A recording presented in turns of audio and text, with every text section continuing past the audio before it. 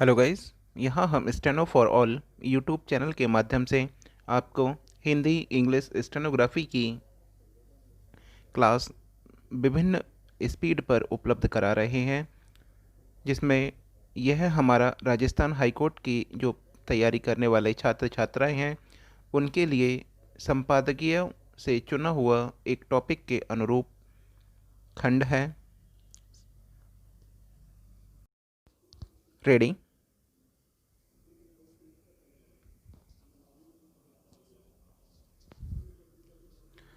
अगर आपको लगता है कि लॉकडाउन से पहले दुनिया एक बेहतरीन जगह थी, तो आपको इस कल्पना लोक से बाहर आना चाहिए, क्योंकि सच्चाई इससे दूर है। हमारी दुनिया एक पर्यावरणीय तबाही से दूसरी तबाही में जा रही है।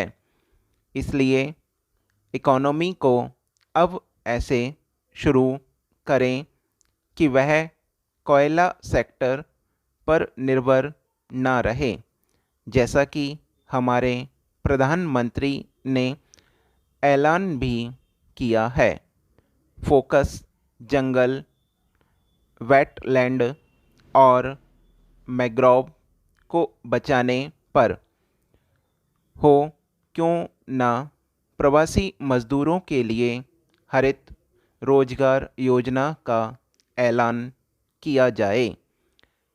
क्यों ना उन कंपनियों को इनाम दिया जाए जो कार्बन उत्सर्जन घटाती हैं। क्यों ना हम शहरों के बारे में अपना नज़रिया बदलें और उन्हें ऐसे डिज़ाइन करें कि इनमें पैदल चलने वालों व साइकिल वालों के लिए जगह हो। एक ग्रीन इकोनॉमी एवोकैडो फॉर्म पर आधारित हैप्पी ड्रीम नहीं है। हालांकि मैं हैप्पियों के खिलाफ नहीं हूँ। यह संभव है।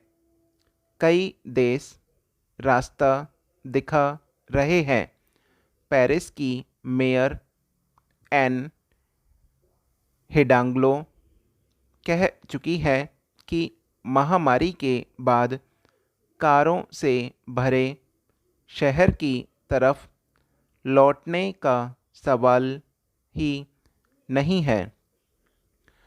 ब्रिटिश सरकार ने लॉकडाउन खत्म होने के बाद साइकिलिंग और पैदल चलने को प्रोत्साहित करने के लिए 2 बिलियन पाउंड के निवेश की घोषणा की है। जर्मनी जलवायु संरक्षण पर करीबी नज़र रखते हुए अपनी इकोनॉमी को वित्तीय प्रोत्साहन दे रहा है।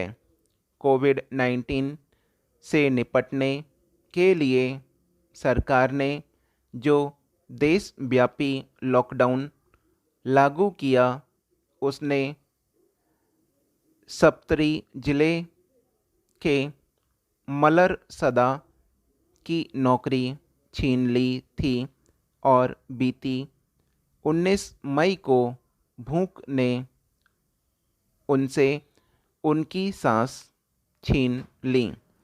सदा की मौत के करीब 2 हफ्ते बाद बीते बुधवार को सरकार ने दावा किया कि महामारी को नियंत्रित करने और ज़रूरतमंदों को राहत पहुंचाने के लिए उसने 10 अरब रुपए खर्च किए हैं।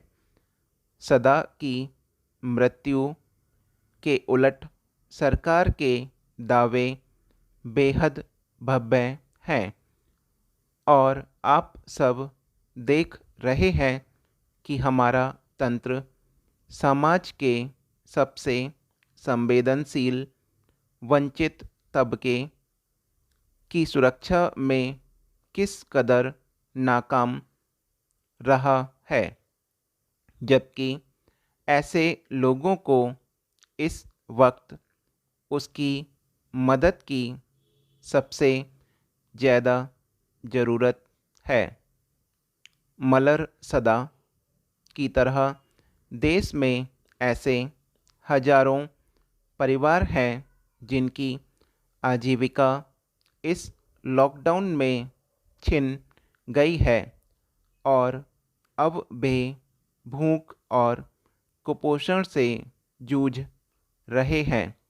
सरकार को मलर की मौत की जिम्मेदारी लेनी होगी। सरकार ने राहत बंटवारे के तहत विशाल धनराशि खर्च की है।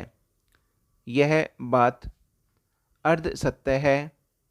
असली चिंता की बात यह है कि इस राहत पैकेज से गरीबों को कोई लाभ नहीं पहुंचा।